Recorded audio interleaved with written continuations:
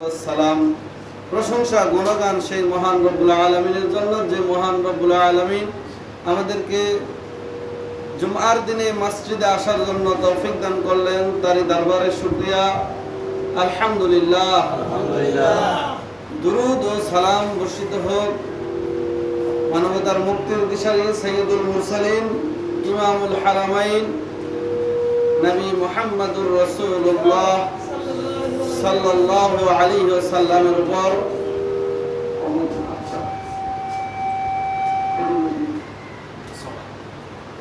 যে নবীর রেখে দেওয়া অসংখ্য অগণিত হাদিস আমাদের জন্য রেখে গিয়েছেন, আমাদের জীবন কিভাবে চালাবো, কোন দিনগুলি আমরা কিভাবে চলবো, সেই উপদেশ নবী সাল্লাল্লাহু আলাইহি ওয়াসাল্লাম আমাদেরকে দিয়ে গেছেন তার হাদিসের মাধ্যমে। মানুষ কিভাবে চলবে, কিভাবে খাবে, কিভাবে দিন উদযাপন করবে, কোন দিবসটা পালন করবে, কোনটা করবে না। ইসলামী শরীয়ত সাহাবায়ে কেরাম বলছেন লাইলুহা কানাহারিহা। নবী সাল্লাল্লাহু আলাইহি ওয়াসাল্লাম আমাদেরকে এমন একটি দিন দিয়ে গেছেন যে ইসলামটা হলো, যে দিনটা হলো দিনের মতো স্বচ্ছ। রাত দিন যেমন পরিষ্কার, রাত আসলে যেমন বোঝা যায় এটা রাত, আর দিন আসলে যেমন বোঝা যায় এটা দিন, ইসলামটা এমনি পরিষ্কার। ইসলামের মধ্যে কোনো ঝামেলা নেই। তো রাসূলুল্লাহ সাল্লাল্লাহু আলাইহি ওয়াসাল্লাম এরকম একটি পরিষ্কার ইসলাম আমাদেরকে দিয়ে গেছেন, কিন্তু এই দিনের মধ্যে ভেজাল ঢুকিয়ে মানুষ আজকে যার যার মতে যার যার পথে মানুষ চলতেছে। প্রত্যেকটি মানুষ আদমের সন্তান। আদম আলাইহিস সালাম এবং মা হাওয়া দুইজনের সন্তান। সবাই মূলত মুসলিমই ছিল, কিন্তু পরবর্তীতে আস্তে আস্তে বিভক্ত হয়ে গেছে সবাই। তো এই যে বিভক্তি মানুষের মাঝে আসলো, এই বিভক্তি শুরু হয়ে গেল মানুষের মাঝে। মানুষ আস্তে আস্তে শয়তানের ফেরে পড়ে মানুষ আস্তে আস্তে বিভক্ত হতে শুরু করলো, বিভিন্ন ধর্মে পরিণত হলো। তো এ মর্মে আল্লাহ রাব্বুল আলামিন বলছেন যে সকল মানুষই কিন্তু আদমের সন্তান। তাদের পিতামাতা হলো আদম এবং হাওয়া আলাইহিস সালাম। আল্লাহ রাব্বুল আলামিন বলেন সূরা রুমের 30 নম্বর আয়াত, ফাকিম ওয়াজহাকা লিদ-দীনি হানিফা। নবী তুমি একনিষ্ঠভাবে নিজের ধর্মের উপর প্রতিষ্ঠিত থাকো। নিজেকে নিজের ধর্মের উপর একনিষ্ঠভাবে, সোজাভাবে, সরলভাবে একনিষ্ঠ হয়ে নিজের ধর্মের উপর প্রতিষ্ঠিত থাকো। অন্য কোনো ধর্মের উপর নিজেকে প্রতিষ্ঠিত রাখো না।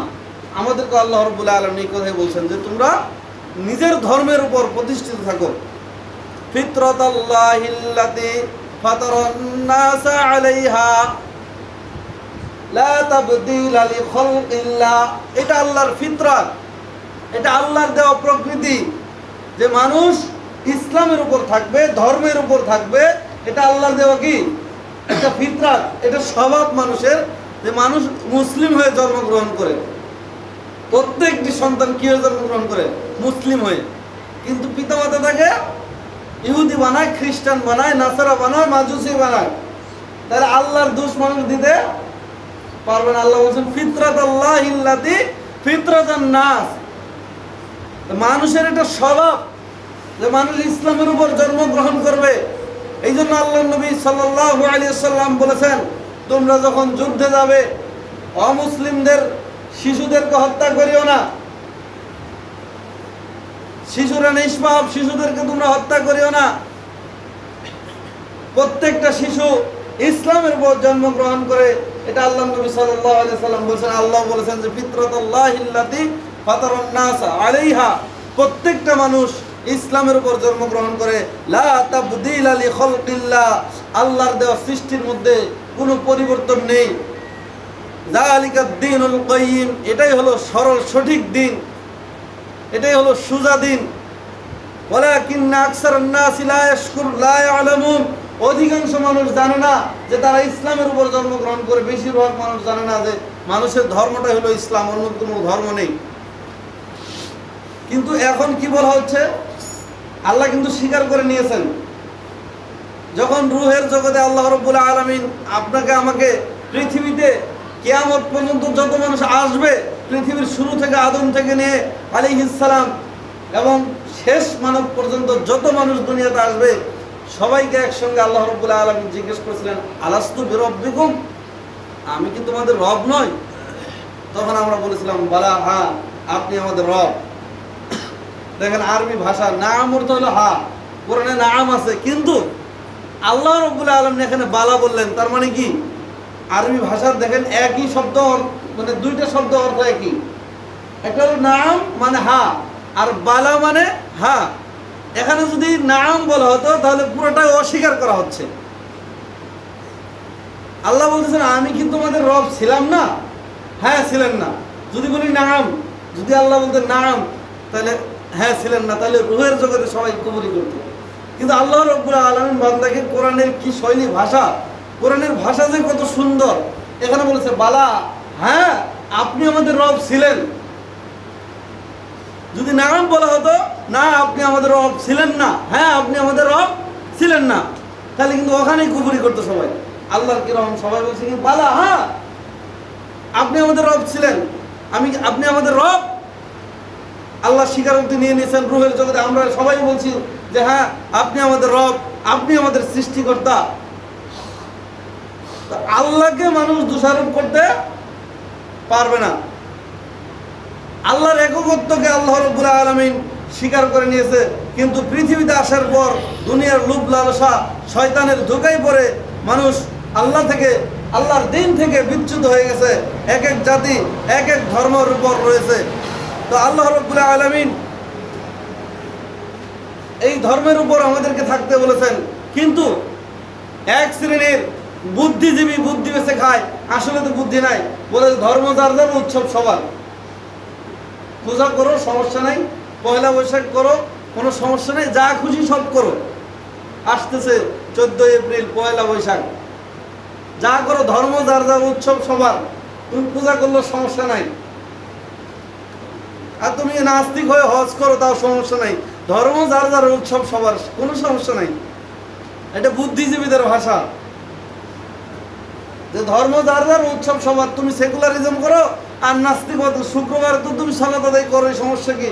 তোমার মাথায় টুপি আছে, তুমি যাই নামাজ দিয়ে মসজিদে যাও, ধর্ম যার যার, উৎসব সবার। এটা একটা মানুষকে নাস্তিক বানানোর একটা স্লোগান। সেকুলারিজমের ধোঁকা দিয়ে মানুষকে এই দিক দিয়ে, মানে সেকুলারিজমের নাস্তিকবাদের খিচুড়ি পাকায় সবাই খাওয়াইতেছে। এই জিনিসগুলা মানুষকে যদি না জানে মানুষ কোনটা শিরক কোনটা বিদআত, তাহলে মানুষের বোঝানো কঠিন হয়ে যাবে। এই যে একটা মানুষের চিন্তা চেতনা, মানুষের কথা, এই কথা বলে মানুষের মগজ ধুলাই করে দিতে পারলেই কি মানুষের ঈমানকে হরণ করা যাবে। এটা একটা ঈমান বিধ্বংসী কথা, যে ধর্ম যার যার, উৎসব সবার। এটা মানুষের ঈমানকে নস্যাৎ করার জন্য অন্যতম একটি কথা। পৃথিবীর মধ্যে উপমহাদেশের মধ্যে একমাত্র দেশ বাংলাদেশ, যার জন্ম হয়েছে ইসলামের উপরে। মুক্তিযুদ্ধের বড় বড় কমান্ডার সব মুসলিম, কোনো অমুসলিম কমান্ডার আপনি খুঁজে পাবেন না। বড় বড় যত কমান্ডার আছে সব মুসলিম, ইল্লা মাশাআল্লাহ দুই একটি ভিতরে সব হিন্দু দাদাবাবু পলাই গেছে ভারতে যুদ্ধের সময়। কি ঠিক না? আপনি ইতিহাস খুঁজে দেখেন, এই দেশ স্বাধীন হয়েছে ইসলামের উপরে। তুমি কি দেখাও, কাকে জঙ্গি বলো? মৌলবীরা স্বাধীন করেছে এই দেশ। দুই একজন চাটুকারী কিছু করেছে, সেটা হিসাব আলাদা, কিন্তু এদেশ স্বাধীন হয়েছে ইসলামের উপরে। ইসলামের জন্য স্বাধীন হয়েছে, বাঙালি জাতি নয়।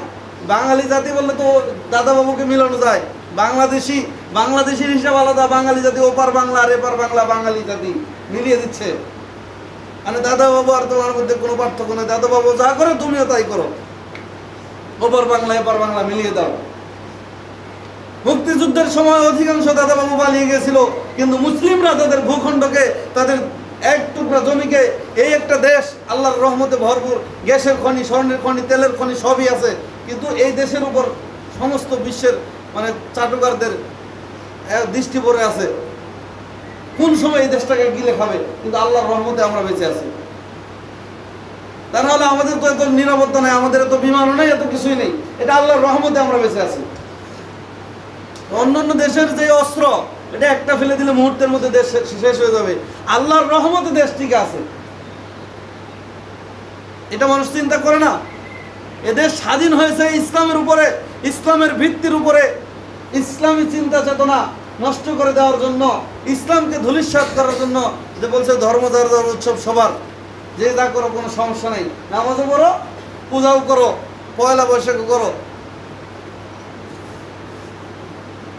পূর্ব পাকিস্তান হয়েছিল ইসলামের উপরে, এই বাংলাদেশি ইসলামের উপরে এখনো আছে। চেষ্টা করে মানুষ, কিন্তু এক শ্রেণীর বুদ্ধিজীবীর জন্য পারে না।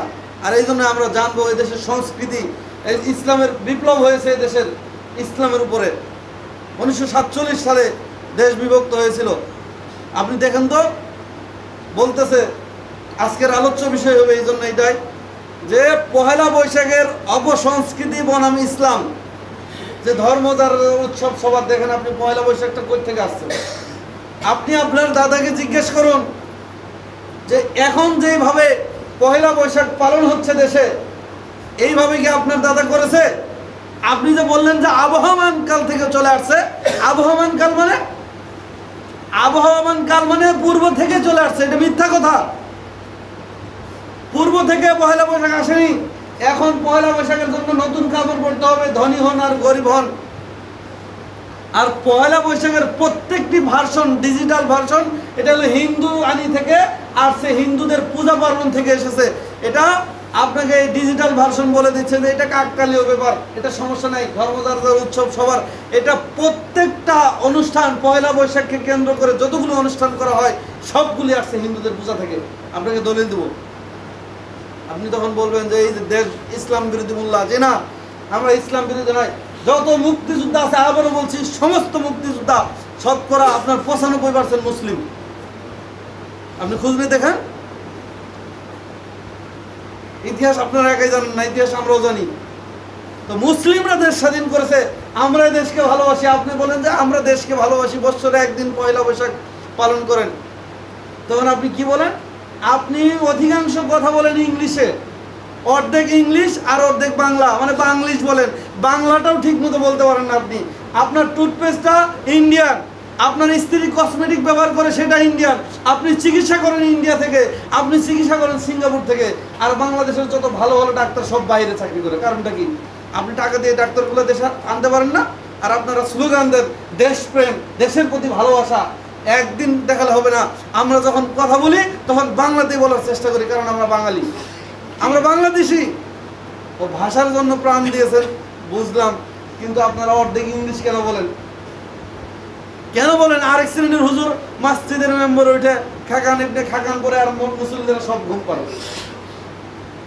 ভাষার জন্য যদি এদেশ স্বাধীন হয়ে থাকে, তাহলে মসজিদের মেম্বারে এখনো কেন আরবি খুতবা চলে? বাংলা খুতবা চলবে, মানুষ বুঝবে যে কিছু বলতেছে। কি বুঝেন আপনারা আমাদেরকে? আপনার গায়ের মধ্যে পোশাক সব ইন্ডিয়ান, আপনার যত টুথপেস্ট আছে, কসমেটিক আছে, সাবান আছে, সবই ইন্ডিয়ান।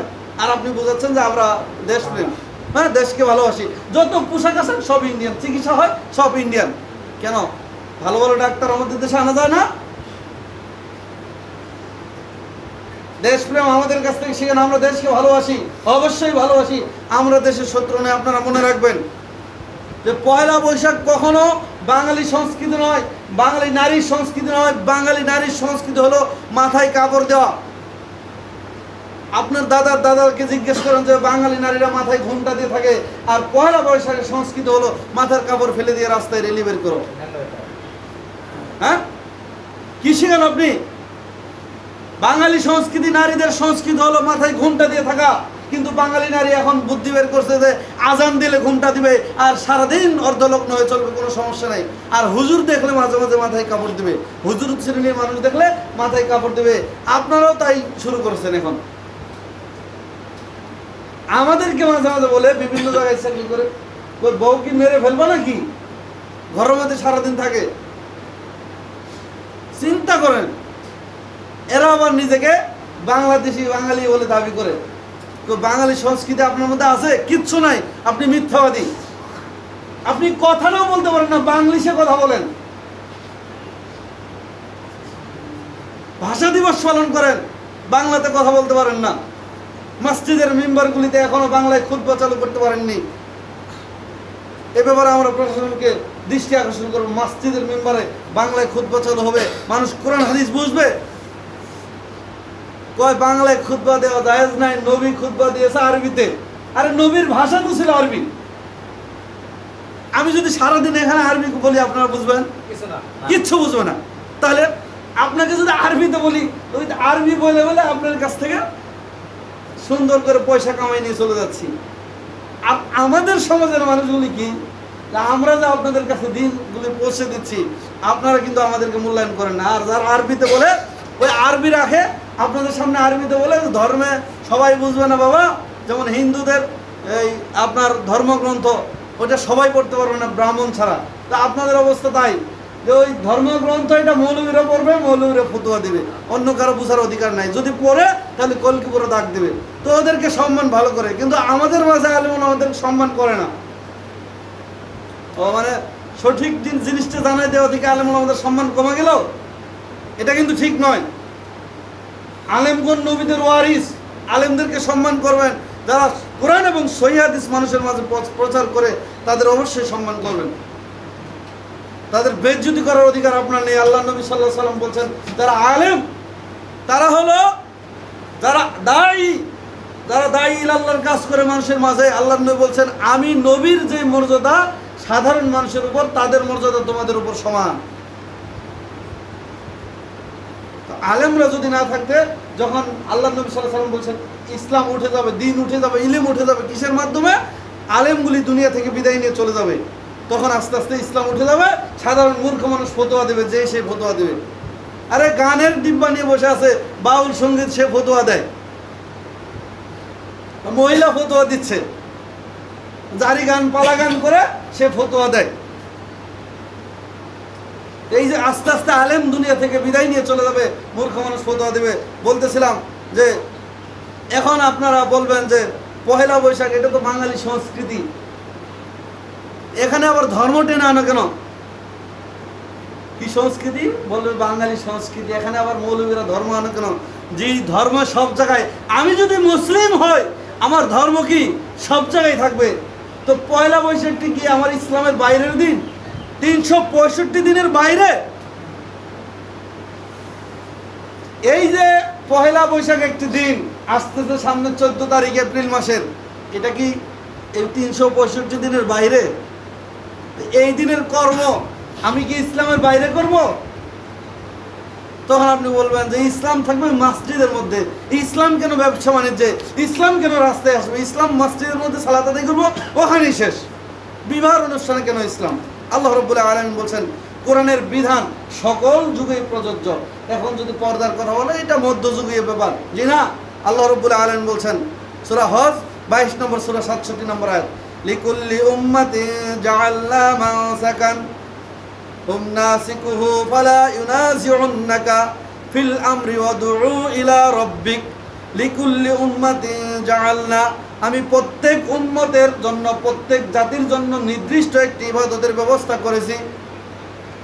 কোনো ইবাদত, কোনো অনুষ্ঠান অন্য জাতির সাথে মেলানো যাবে না। আল্লাহ বলছেন যে প্রত্যেক জাতির জন্য, প্রত্যেক নবীর জন্য নির্দিষ্ট একটি ইবাদতের ব্যবস্থা ছিল। ঈসা আলাইহিস সালামের উম্মত একভাবে ইবাদত করছে, মুসা আলাইহিস সালামের উম্মত একভাবে ইবাদত করছে, আমরা আরেকভাবে ইবাদত করি। আল্লাহ নবী সাল্লাল্লাহু আলাইহি ওয়াসাল্লাম বলেছেন খালিফুল ইয়াহুদা ওয়ান নাসারা, আপনি পহেলা বৈশাখ তো পালন করবেন দূরের কথা, সিয়ামটা পালন করতে পারবেন না ইহুদি নাসারাদের মতো। কিভাবে? নাসারারা মুসা আলাইহিস সালাতু ওয়াস সালাম,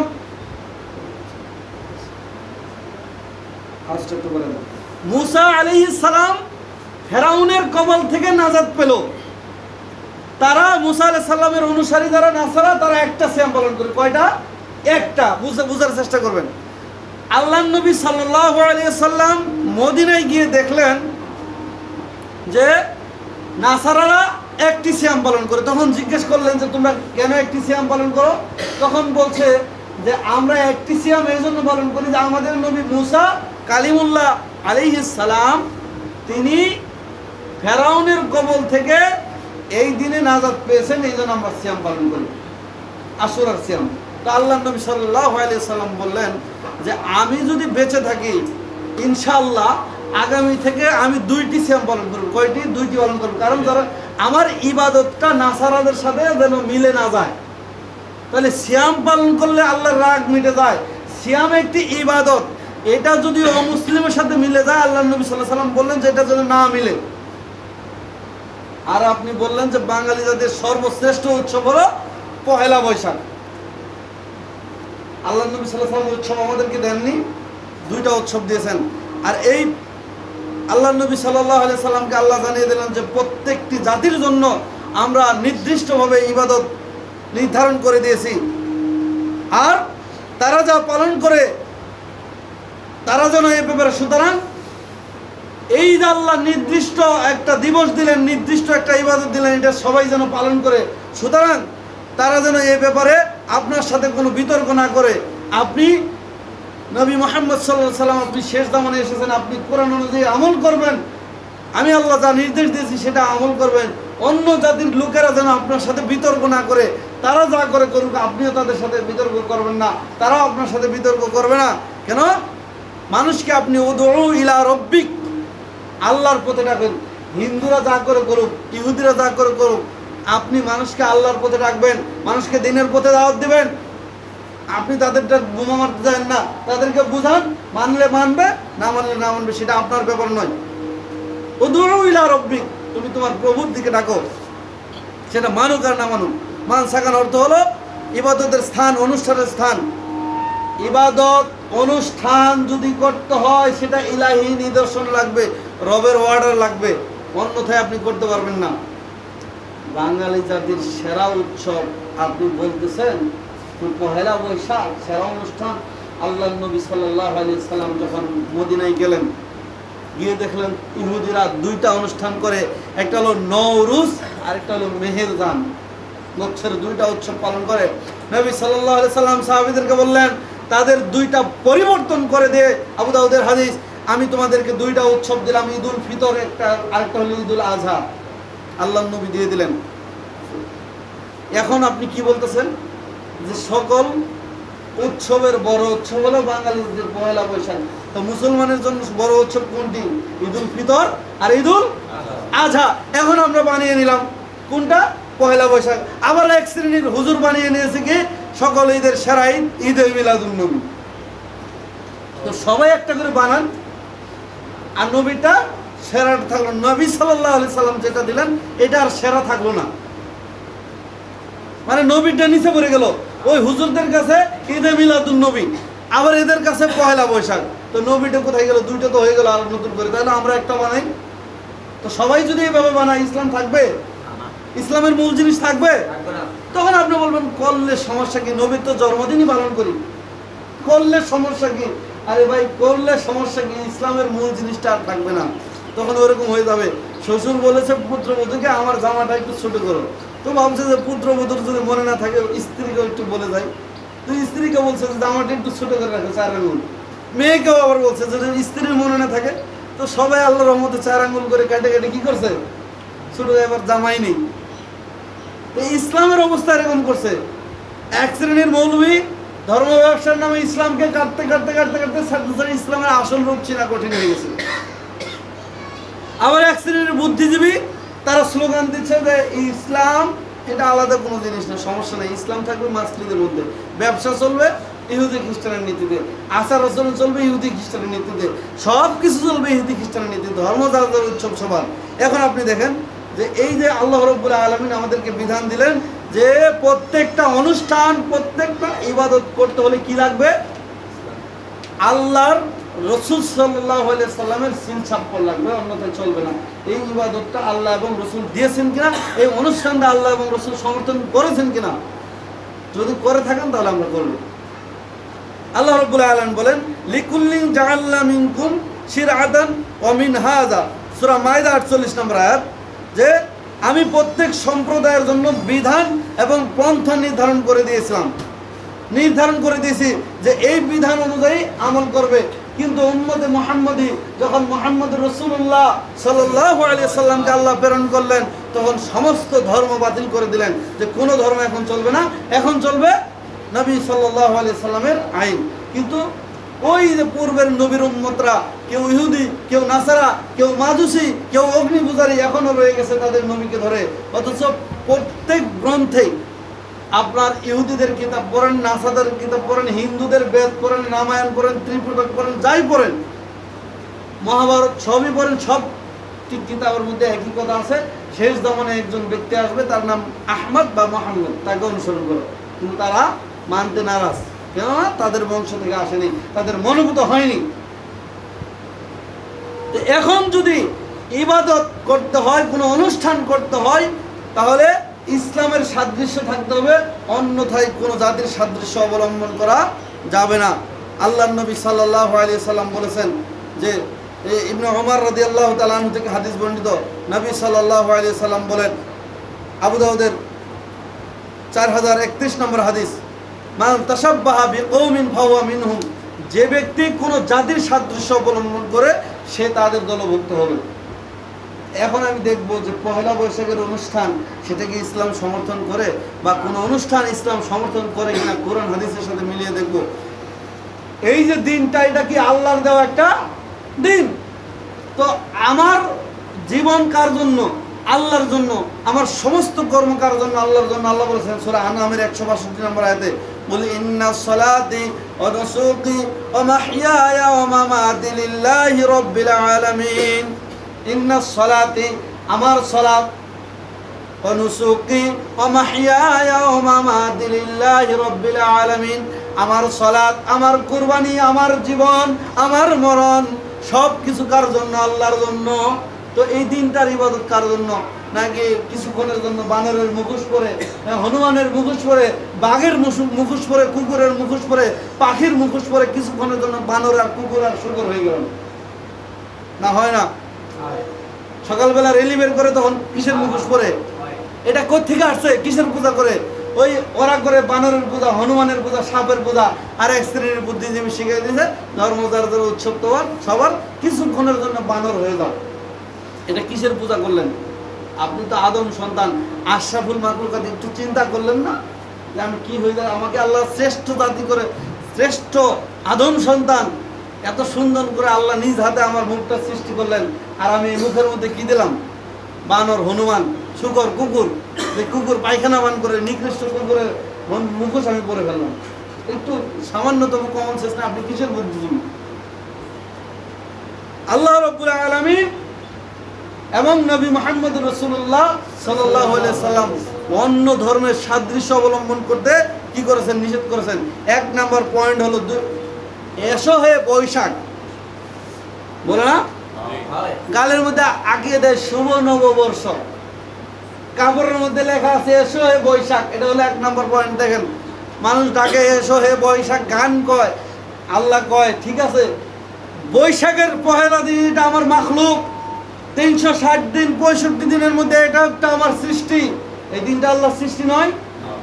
তো ডাকবেন কাকে? আল্লাহকে না সৃষ্টিকে? আল্লাহর মাখলুককে ডাকা যাবে না।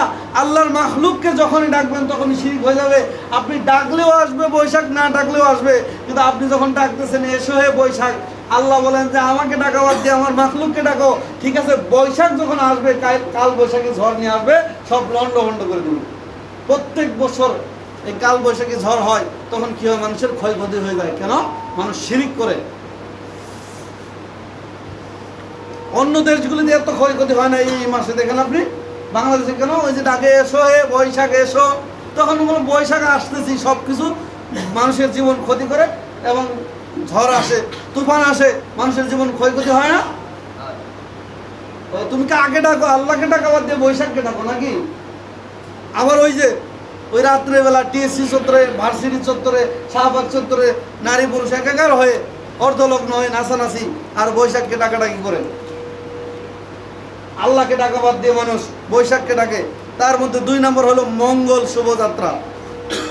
দাদা ধুতি পরে, আপনিও ধুতি পরেন। দাদা পোশাককে আপনি পরবেন? ওদের মহিলারা সিঁদুর পরে, এটা হলো ওদের ধর্মীয় ব্যাপার।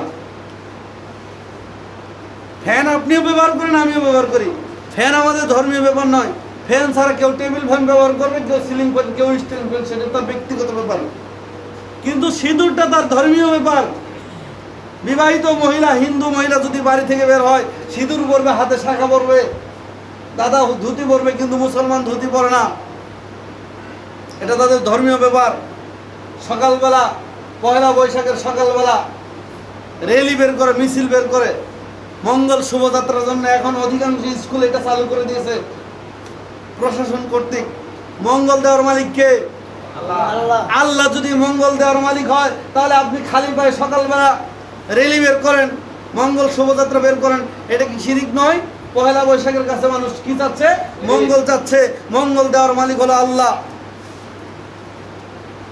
আর ওই দিন এখানে একটু বিশ্লেষণ করে দেখেন, সাদা শাড়ি পরানো হচ্ছে, ওই যে পোশাকটা পরা হচ্ছে, ওই সিঁদুরের রং ওই পোশাকের মধ্যে, মানে লাল রং, আর ওই ধুতির কালার সাদা কালার আপনার দিয়ে দিয়েছে, আর ওর মধ্যে তবলা, ঢোল, কুলা ইত্যাদি দিয়ে দিয়েছে, আর ওই সাদা পোশাক পরিয়েছে।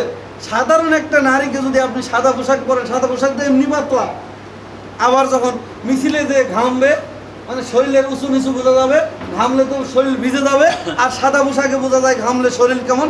কি সুন্দর বুদ্ধি দেখেন, পূজার ভার্সনটা আপনার মাঝে আমার মাঝে ঢুকিয়ে দিয়েছে। আমরা যদি আর কিছু না করি, কি করি? পান্তা ইলিশ খাই। অনেকেই খায়, চুপে চাপে খায়। এখান থেকেও দেখছি অনেকেই জন্মদিন পালন করে। জন্মদিন কি কোনো মুসলমান পালন করে? নবী সাল্লাল্লাহু আলাইহি সাল্লাম জন্মদিন পালন করেন নাই, সাহাবায়ে কেরাম জন্মদিন পালন করেন নাই। এটা হলো ইহুদি খ্রিস্টানদের একটা নতুন ভার্সন, ডিজিটাল ভার্সনে জন্মদিন পালন করেন আপনি। ইসলামে কোনো দিবস পালন নেই।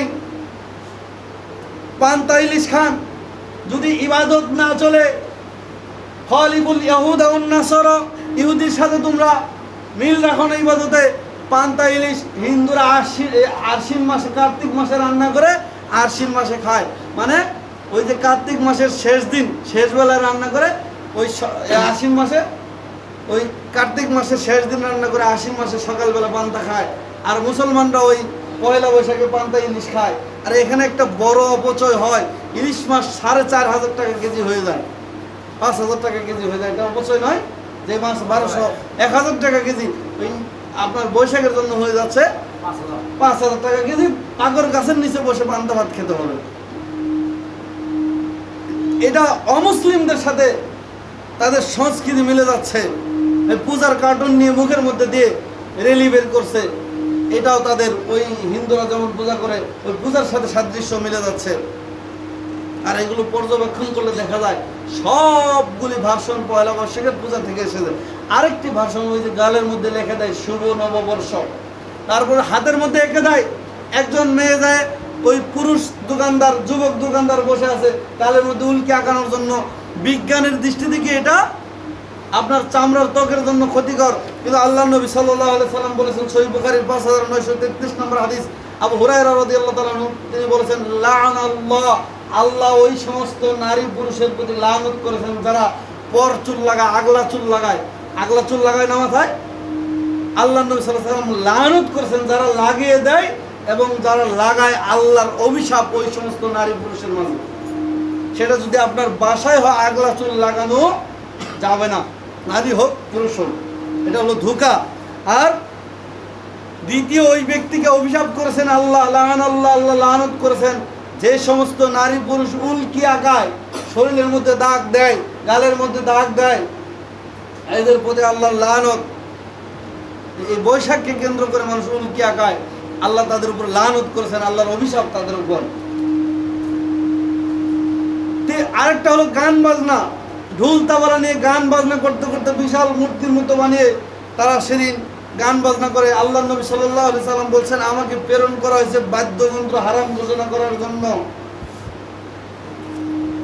আমাকে প্রেরণ করা হয়েছে বাদ্যযন্ত্র হারাম ঘোষণা করার জন্য। ঢোল তাবলা বাজিয়ে যেমন পূজা করে, তেমনি এরা বৈশাখ পালন করে ঢোল তাবলা বাজিয়ে। এগুলো হলো হিন্দুদের সব কিছু মিলে যাচ্ছে। আপনি দেখেন, আরও অশ্লীলতার তো কোনো কথাই নেই। সাধারণ একটা মেয়ে, সাধারণ একটা নারী এমনিতে মোটামুটি মাথায় কাপড় দিয়ে চলে, বাঙালি সে হিন্দু হোক আর মুসলিম হোক, মোটামুটি কি করে, একটু ঢেকে ঢেকে চলে। কিন্তু ওই পয়লা বৈশাখ যারা পালন করে বা চিন্তা ভাবনা করে, এরা কিন্তু মাথায় কেউ কাপড় দেয় না। আর ওই সমস্ত নারীকে দেখে আপনি বলেন, আমরা যখন বলি যে পর্দা করেন, আল্লাহ বলছেন পর্দা করতে, পর্দা ফরজ করেছেন, পর্দা করেন ধর্ষণ থেকে রক্ষা পাবেন। তখন আপনি বলেন যে ছোট ছোট বাচ্চা কি পর্দার জন্য ধর্ষণ হয়? বুরকা বড় নারী কেন ধর্ষণ হয়? আরে মিয়া, আপনি যখন এই সমস্ত নারীকে উলঙ্গ করে দিয়েছেন, নারী পুরুষ একাকার ব্যবস্থা করে দিয়েছেন, তখন পুরুষ চিন্তা করে ওখানে প্রয়োগ না করতে পারলে ছোট বাচ্চার উপর প্রয়োগ করে।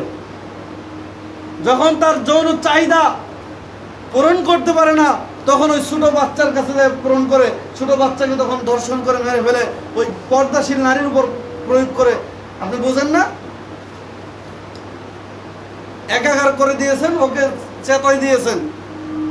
এটা আল্লাহ রাব্বুল আলামিনের একটা বিধান। পুরুষ নারীর কণ্ঠ শুনলে কি মাথা নষ্ট হয়ে যায়? ঘুমাইলে যেমন মাথায় যদি চুলকায়, হাত অটোমেটিক কোথায় যায়? মাথায় চলে যায়। আপনাকে দিতে হয় না, এমনি যায় যে মাথায় চুলকেতেছে, অথচ আপনি ঘুম পাড়তেছেন। তো নারী দেখলে পুরুষের মনের মধ্যে কাম ভাব জাগবে, এটাই স্বাভাবিক। আর তুমি গা লাগিয়ে দাও যে আমার গালের মধ্যে লিখে দাও, আমার কিছু হয় না। হুজুরদের চোখ নষ্ট, এই জন্য হুজুরদের সমস্যা হয়। তোমার ধ্বজভঙ্গ হয়েছে, নাহলে তোমার পুরুষত্ব নেই। তোমার নারী দেখলে মনের মধ্যে যদি সমস্যা না জাগে, তুমি কি বুঝাও আমাদেরকে? একজন পুরুষ নারী দেখলে সমস্যা হবে, এই জন্য নারী পুরুষকে আল্লাহ আলাদা একটা সিস্টেম দিয়ে দিয়েছে যে নারী নারীর জায়গায় থাকবে, চাকরি করবে, নারী আলাদা সেক্টর, পুরুষ আলাদা সেক্টর। এখন বলতেছে যে নারী পুরুষ সমান অধিকার। নারী কি করবে? ইট ভাঙবে, পুরুষ ইট ভাঙে, নারী ইট ভাঙে, সমান অধিকার দিয়ে দিয়েছে। এদেশের প্রধানমন্ত্রী তিনি নারী, বিরোধী দলের নেত্রী তিনিও নারী, সব নারী। কেন তারপরও মায়ের জাতি রাস্তায় ইট ভাঙে? কেন ইট ভাঙে? কেন রাস্তায় মাটি কাটে মায়ের জাতিরা? কোথায় নারীর অধিকার হলো? সমান অধিকারের কথা বলে মানুষকে রাস্তায় নামিয়ে দিয়ে, আর এই পহেলা বৈশাখের ঢলাঢলি নীলনজ্জতা, আল্লাহ এবং রসুলের আইনকে লঙ্ঘন করে এই সমস্ত কাজ থেকে আমাদের বিরত থাকতে হবে। আর এই সমস্ত বেপরদা নারীকে দেখে যুবকের মাথা নষ্ট হয়ে যায়।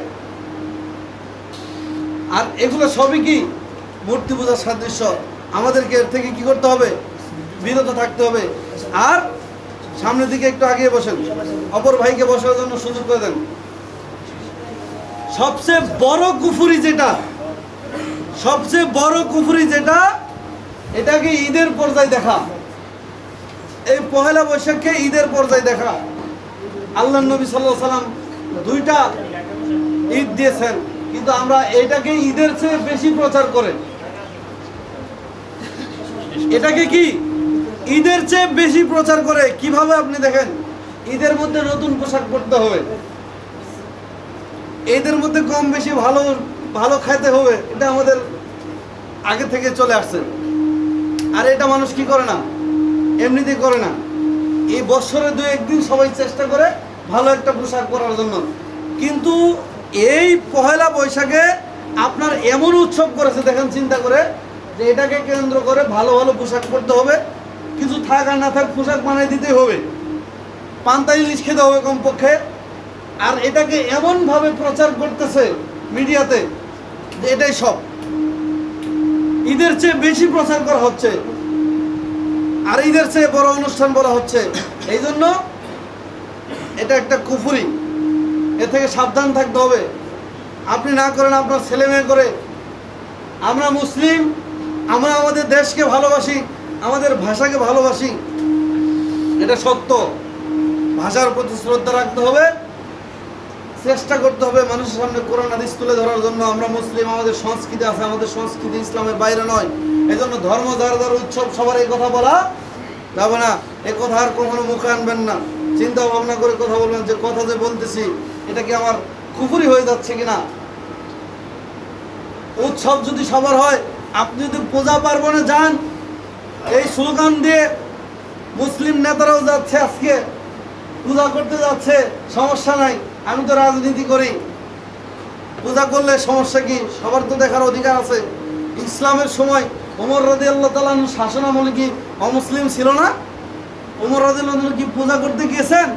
অমুসলিম আপনার দেশে থাকবে, তারা সুবিধা পাবে, তাদেরকে আপনি গায়ে হাত দিতে পারবেন না, তাদের ইবাদতখানায় আপনি আগুন দিতে পারবেন না, তাদেরকে মারতে পারবেন না, তারা আপনাকে ট্যাক্স দেয়, এটা নবী বলে গেছেন। তারা যদি ট্যাক্স দিয়ে দেশে বাস করে, তাদেরকে আপনি মারতে পারবেন না। তার মানে এই নয় তাদের সাথে আমার পূজা করতে হবে, ধর্মযাত্রার উৎসব সবার স্লোগান দিয়ে তাদের সাথে আমার সব কিছু পালন করতে হবে। পহেলা বৈশাখ বাঙালি সংস্কৃতি নয়। একদিন দিবস পালন করে আপনি ভাষা টিকিয়ে রাখতে পারবেন না, সর্বক্ষণ ভাষা বলতে হবে। আবারও দাবি জানাবো, প্রত্যেকটা মসজিদের মেম্বারে বাংলায় খুতবা চালু হবে, ভূমিকা থাকবে আরবিতে, কোরআনের আয়াতগুলি আরবিতে পড়বেন, হাদিসগুলি আরবিতে পড়বেন, পরে পরে বাংলায় তর্জমা করে মানুষকে বুঝিয়ে দেবেন যে আল্লাহ এই বলেছেন, রসুল সাল্লাল্লাহু আলাইহি ওয়াসাল্লাম এই বলেছেন। কিন্তু শুধু আরবিতে খুতবা দেবেন আর বলবেন যে বাংলায় খুতবা দেওয়া হারাম, কিন্তু বাংলায় ওয়াজ করে টাকা নিতে লাগে বড় আরাম। খুতবা দেওয়া হারাম বাংলায়, কিন্তু বাংলাতে ওয়াজ করে মাহফিলে গিয়ে 50,000 টাকা নিতে বড় আরাম লাগে। নবী দিয়েছেন 1 খুতবা 2 খুতবা, এখন আমরা 3 খুতবা, কিছুক্ষণ বাংলায় বয়ান করে বসে বসে বয়ান করে আবার আজান দিয়ে আবার খুতবা চালু করে আবার 2 খুতবা দেয়। আজব ধর্ম। আরে খুতবা মানেই তো ভাষণ, খুতবা মানেই বয়ান, এটা তো মানুষ বোঝে না। তাহলে এদেশ স্বাধীন হয়েছে ভাষার জন্য, তো ভাষার জন্য যদি স্বাধীন হয়, টঙ্গীর মাঠে কেন উর্দুতে মোনাজাত চলে, উর্দুতে বয়ান চলে? পাকিস্তান থেকে এদেশ স্বাধীন হয়েছে কিসের জন্য? তো ওই পাকিস্তান থেকে হুজুর আইনে কেন বয়ান করো? ভারত থেকে হুজুর আইনে কেন? বাঙালি হুজুরা নাই? ও মানে বাংলাতে যদি বলে এদেশে সুদ থাকবে না, ঘুষ থাকবে না, তখন তো প্রধানমন্ত্রী জেনে ফেলবে, আর জীবনে ইসলামের অনুমতি দিবে না। এই জন্য কি থাকবে না, মানে ওই যে উর্দুতে বললে তার সবাই বুঝে না, বুঝেন না জিনিসটা, উর্দুতে বলে দেয়, এগুলো আর কারো বোঝার দরকার নাই। যখনই বলবে যে ঘুষ হারাম, সুদ হারাম, নবী বলেছেন 1 পয়সা সুদ খেলে কি হয়, মায়ের সাথে জানা হয়। অতএব প্রধানমন্ত্রী, আপনি মুসলিম, আপনি হজ করে আসেন, আপনার কাছে আমাদের আবেদন থাকবে, এই টঙ্গীর ইজতেমা থেকে আমরা আবেদন জানাবো, এদেশ থেকে সুদ নিশ্চিহ্ন করে দেন, সুদবিহীন মানুষকে ঋণ দেবেন, গরিব মানুষকে ঋণ দিয়ে সহযোগিতা করবেন। এইভাবে বলেন একদিন, দেখি টঙ্গীর ইজতেমা কয়দিন হয়, জীবনে আর অনুমতি হবে না এইভাবে বললে। মানে এইভাবে বললে সবাই মিলে মোনাজাত করে, উর্দুতে করে, বুঝে না, বরদোয়া দিলে তো আর সবাই বুঝে না, বুঝলেন না জিনিসটা। আর আমরা মনে করি যে মোনাজাত হইতেছে। তো ভাষার জন্য এদের স্বাধীন হয়েছে, আমরা বাংলা ভাষায় কথা বলবো। কোরআন হাদিসগুলা হুজুররা আমাদেরকে কি করবে, বাংলা ভাষায় পড়ে পড়ে আরবিতে হাদিস পড়বে, আরবিতে অনুবাদ করবে, কোরআন পড়বে, কিন্তু বাংলায় আমাদেরকে বুঝিয়ে দেবে। তা আমি যদি আপনার সামনে খালি কোরআন পড়েই যাই, আপনি বুঝবেন কিছু? এই জন্য কি করছে, কোরআনকে খতমের জিনিস বানাই দিছে। কোরআন কি করবে, আপনার আব্বা মারা গেলে খতম পড়বে, কোরআন কি করবে, কেউ মারা গেলে খতম পড়বে, আর রমজান মাসে একটু পড়বে। অথচ ওই কোরআন থেকে ইহুদি খ্রিস্টান বুঝে বুঝে সব কিছু আবিষ্কার করতেছে। আর হুজুররা কি করতেছে, যে কোরআনের বাংলা সবাই পড়ে না, এটা সমস্যা। এই যে দেখেন মানুষকে কিভাবে আবদ্ধ করছে। তাই আবারও বলি, ভাষার জন্য যদি এদের স্বাধীন হয়ে থাকে, ইসলামের উপরে এদের স্বাধীন হয়েছে, প্রত্যেকটা মুক্তিযোদ্ধার বড় বড় কমান্ডার সব মুসলিম, কোনো হিন্দু এদের স্বাধীন করে নাই, মুসলিমরা এদের স্বাধীন করেছে। অতএব শুধু পহেলা বৈশাখ পালন করে মিথ্যা কথা বলে জাতিকে হিন্দুর মানে নাস্তিকদের আকীদা নিয়ে এসে সেকুলারিজমের খিচুড়ি পাকায় সবাইকে খাওয়িয়ে মানুষকে আস্তে আস্তে ইসলাম থেকে বিচ্যুত করা হচ্ছে। সাবধান থাকবেন। আল্লাহ আমাদের বুঝার তৌফিক দান করুন। আল্লাহুম্মা আমিন, আমিন সুম্মা আমিন।